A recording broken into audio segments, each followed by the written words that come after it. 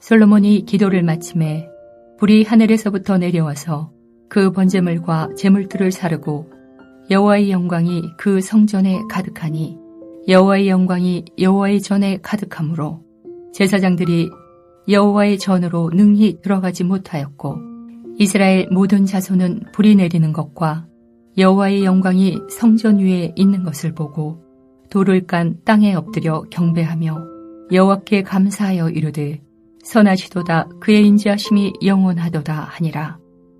이에 왕과 모든 백성이 여호와 앞에 제사를 드리니 솔로몬 왕이 드린 제물이 소가 22,000마리요 양이 12만 마리라. 이와 같이 왕과 모든 백성이 하나님의 전에 낙성식을 행하니라.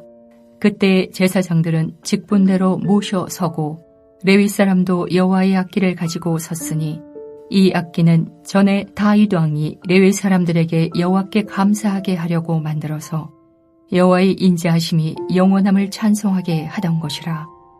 제사장들은 무리 앞에서 나팔을 불고 온 이스라엘은 서 있더라. 솔로몬이 또 여호와의 전 앞들 가운데를 거룩하게 하고 거기서 번제물과 화목제에 기름을 드렸으니 이는 솔로몬이 지은 놋제단이 능히 그 번제물과 소제물과 기름을 용납할 수 없음이더라. 그 때에 솔로몬이 7일 동안 절기를 지켰는데 하맛 어귀에서부터 애굽 강까지의 온 이스라엘이 심히 큰 회중이 모여 그와 함께 하였더니 여덟째 날에 무리가 한 송해를 이어니라. 제단의 낙성식을 7일 동안 행한 후 이 절기를 7일 동안 지키니라. 일곱째 달 제23일에 왕이 백성을 그들의 장막으로 돌려보내매 백성이 여호와께서 다윗과 솔로몬과 그의 백성 이스라엘에게 베푸신 은혜로 말미암아 기뻐하며 마음에 즐거워하였더라. 솔로몬이 여호와의 전과 왕궁 건축을 마치고 솔로몬의 심중에 여호와의 전과 자기의 궁궐에 그가 이루고자 한 것을 다 형통하게 이루니라. 밤에 여호와께서 솔로몬에게 나타나사 그에게 이르시되 내가 이미 내 기도를 듣고 이곳을 택하여 내게 제사하는 성전을 삼았으니 혹 내가 하늘을 닫고 비를 내리지 아니하거나 혹 메뚜기들에게 토산을 먹게 하거나 혹 전염병이 내 백성 가운데에 유행하게 할 때에 내 이름으로 일컫는 내 백성이 그들의 악한 길에서 떠나 스스로 낮추고 기도하여 내 얼굴을 찾으면 내가 하늘에서 듣고 그들의 죄를 사하고 그들의 땅을 고칠지라. 이제 이곳에서 하는 기도에 내가 눈을 들고 귀를 기울이리니 이는 내가 이미 이 성전을 택하고 거룩하게 하여 내 이름을 여기에 영원히 있게 하였음이라. 내 눈과 내 마음이 항상 여기에 있으리라. 내가 만일 내 앞에서 행하기를 내 아버지 다윗이 행한 것과 같이 하여 내가 네게 명령한 모든 것을 행하여 내 율례와 법규를 지키면 내가 내 나라 왕위를 견고하게 하되 전에 내가 내 아버지 다윗과 언약하기를 이스라엘을 다스릴 자가 내게서 끊어지지 아니하리라 한 대로 하리라. 그러나 너희가 만일 돌아서서 내가 너희 앞에 둔 내 율례와 명령을 버리고 가서 다른 신들을 섬겨 그들을 경배하면 내가 너희에게 준 땅에서 그 뿌리를 뽑아내고 내 이름을 위하여 거룩하게 한 이 성전을 내 앞에서 버려 모든 민족 중에 속담거리와 이야기거리가 되게 하리니 이 성전이 비록 높을지라도 그리로 지나가는 자마다 놀라 이르되 여호와께서 무슨 까닭으로 이 땅과 이 성전에 이같이 행하셨는고 하면 대답하기를 그들이 자기 조상들을 애굽 땅에서 인도하여 내신 자기 하나님 여호와를 버리고 다른 신들에게 붙잡혀서 그것들을 경배하여 섬김으로 여호와께서 이 모든 재앙을 그들에게 내리셨다 하리라 하셨더라. 하나님은 예루살렘 성전에 자신의 보좌를 세우시고 백성들로부터 예배를 받으십니다. 이처럼 성전에서 하나님을 인정하고 왕되심을 고백하는 언약의 백성들에 대하여 하나님은 어떻게 반응하실까요? 솔로몬은 주의 백성들의 기도에 응답하는 성전이 되게 해달라고 하나님께 간구합니다. 그래서 7가지 상황을 열거하면서 그런 상황을 만나 성전에서 기도하면 하나님이 응답해 주시기를 소원합니다. 특히 마지막 7번째 기도에서 솔로몬은 이스라엘 백성들이 주께 범죄하여 적국에 넘겨지고 그 땅에서 회개하고 돌아온 후에 성전이 있는 쪽을 향하여 기도할 때 용서를 받게 해달라고 기도하였습니다. 그렇다면 솔로몬의 이 기도를 들은 유다 백성들은 어떤 마음이 들었을까요? 하나님이 자신들의 기도를 들어주실 것이라는 확신이 들었을 것입니다. 회복에 대한 한 줄기 희망을 느꼈을 것입니다. 이렇게 솔로몬이 기도를 하고 마치자 불이 하늘에서부터 내려와서 그 번제물과 제물들을 사르고 여호와의 영광이 그 성전에 가득합니다.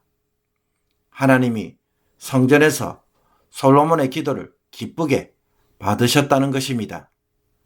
여호와의 영광이 성전에 가득하자 제사장들이 성전 안에 들어가지 못하였으며 이스라엘 자손들도 땅에 엎드려 경배하며 감사 찬양을 드립니다. 하나님의 이런 응답에 왕과 온 백성은 봉헌 제사와 장막절 제사를 드리면서 기쁨으로 동참하였습니다. 이때 바친 제물의 양을 보면 22,000마리의 소와 12만 마리의 양이 드려졌습니다. 이 양이 너무 많아서 번제단으로 다 처리할 수 없었습니다. 그래서 성전 앞 뜰 중앙부를 성결하게 하여 그곳에서도 번제와 화목제를 드렸습니다. 7일 동안 낙성식, 즉 봉헌식이 7월 8일에 시작되어서 14일까지 진행될 때 제사장들과 레위인 찬양대는 나팔과 악기를 연주하며 하나님을 찬양하였습니다. 그런 후에 백성들은 15일에서 22일까지 연이어 장막절까지 지켰습니다. 그런데 7월 8일은 원래 대속죄일인데 본문을 보면 이 내용은 빠져 있습니다. 봉헌식과 장막절에 참석한 사람들을 보면 하맛 어귀에서부터 애국 강까지의 온 이스라엘 백성들이 모여 참석하였으며 장막절 행사가 끝난 후에 23일에 솔로몬은 백성들을 집으로 돌려보내었습니다. 여기서 이스라엘의 최북쪽 경계인 하맛 어귀와 최남단인 애국 강까지에 있는 온 백성이 모였다는 것은 이때 하나님이 약속하신 모든 경계가 정복되고 언약이 성취되었음을 보여줍니다.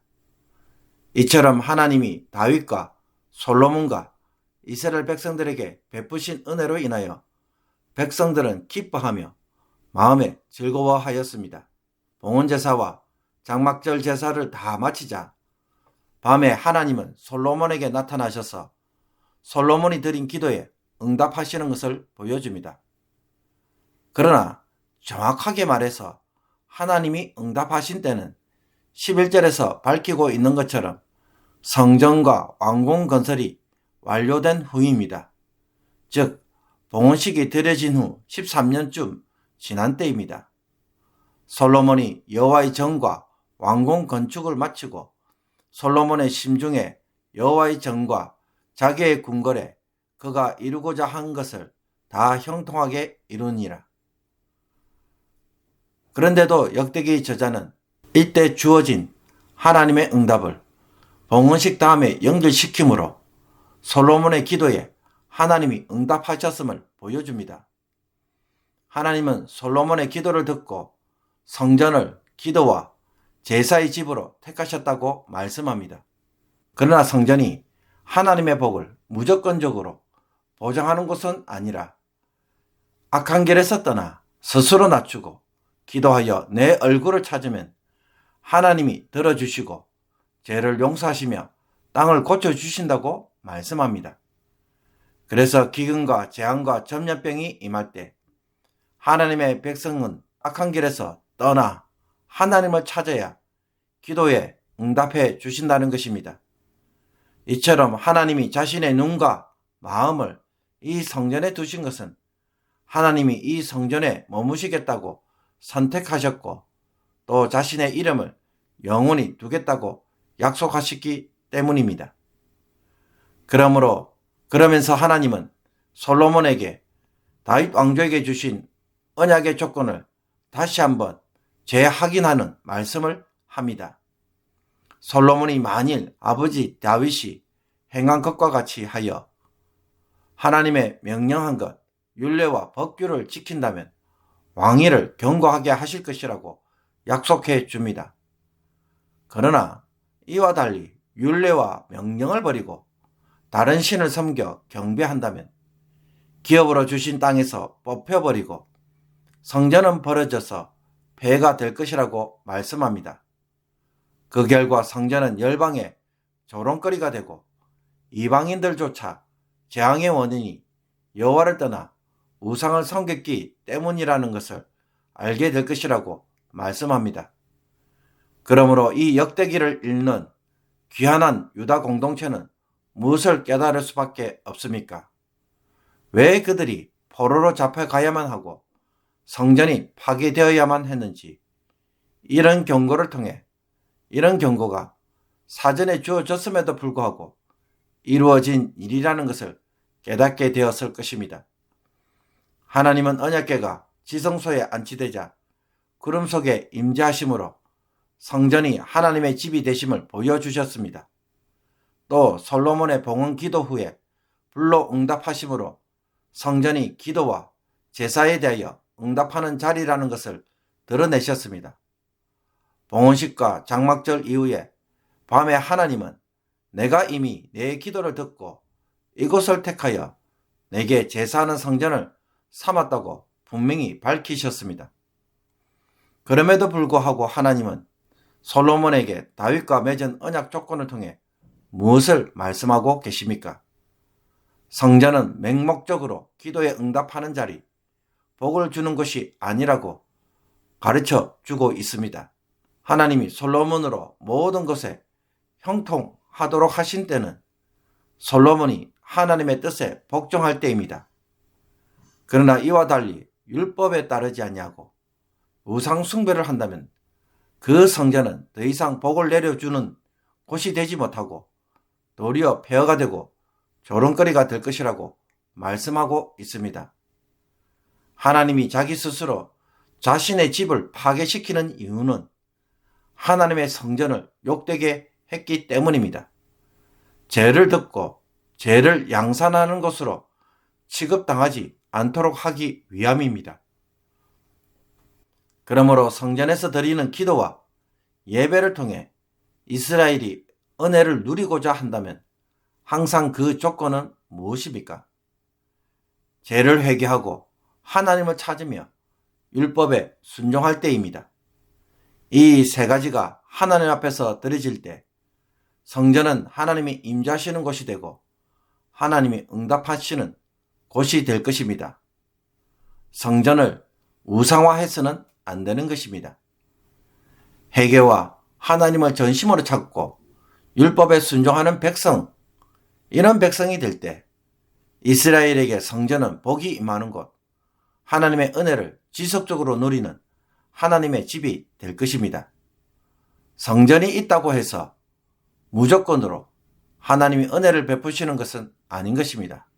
그러므로 회개와 하나님을 구함, 율법에 대한 순종이라는 이 세 가지를 삶에 바로 세우는 성도가 되기를 원합니다. 그리고 진정한 회개는 율법을 지키는 것에 있으며 하나님을 전심으로 찾는 일도 결국에는 율법에 대한 순종으로 귀결됩니다. 삶에 대한 하나님의 질서를 따라 순종하는 성도가 될 때 하나님은 영원토록 나의 삶에 임재하시고 귀를 기울이시며 기도에 응답하실 것입니다. 이 은혜를 오늘도 누리는 성도가 되기를 주님의 이름으로 축복합니다. 기도드리겠습니다. 하나님이 성전 가운데 이름과 마음을 두셨지만 그러나 성전에서 드리는 모든 기도에 맹목적으로 응답하시는 것은 아니라고 말씀하신 것을 늘 마음에 새기게 하여 주옵소서. 성전을 우상화하지 않게 하옵소서. 기도를 우상화하지 않게 하옵소서. 하나님은 우리의 죄악을 보시고 우리의 숨은 동기까지 살피시며 중심을 보시는 분이십니다. 하나님 앞에서 정직한 마음으로 살기를 날마다 회개하고 하나님만을 구하며 율법에 순종하는 하나님의 백성이 되게 하여 주옵소서.